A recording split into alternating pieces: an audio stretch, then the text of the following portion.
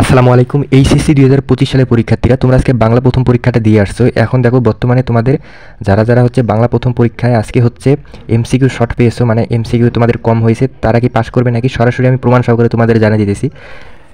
এখানে দেখো আমি তোমাদের প্রমাণ সহকারে দেখাই দেবো। এটা হচ্ছে 2000, দেখো 2024 সালের একজন শিক্ষার্থী এইচএসসি পরীক্ষা দিয়েছিল।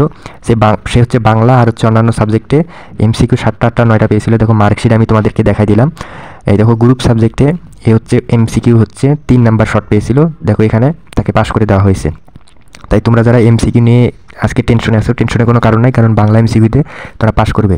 এবং দেখো শিক্ষা বোর্ডের এই যে কর্মকর্তা আছে, এনারা কিন্তু তোমাদের এমসিকিউতে 3 থেকে 4 নাম্বার পর্যন্ত গ্রেস নাম্বার, এমসিকিউ হচ্ছে 3 থেকে 4 নাম্বার গ্রেস নাম্বার পাবে। আর হচ্ছে তোমরা লিখিত পরীক্ষা মানে সিকিউতে তোমরা হচ্ছে 5 থেকে 7 নাম্বার পর্যন্ত গ্রেস নাম্বার পাবে লিখিত খাতায়। এবং তোমাদের যাদের আজকে রেজিস্ট্রেশন নাম্বার, রোল নাম্বার, বিষয় কোড, সেট কোড এগুলো ভুলেছে, তোমরা কমেন্ট করে আমি তোমাদের কমেন্টে রিপ্লাই ভিডিও বানাই দিব প্রমাণ সহকারে।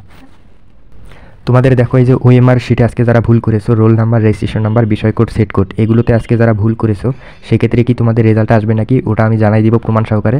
তো 2024 সালে যারা পরীক্ষা দিয়েছিল তাদেরকে কিন্তু আমি প্রমাণ সহ ভিডিও বানাই দিয়েছিলাম, তারা পাস করেছে। তুমি কমেন্ট করো, তুমি অবশ্যই প্রমাণ সহ ভিডিও দিব।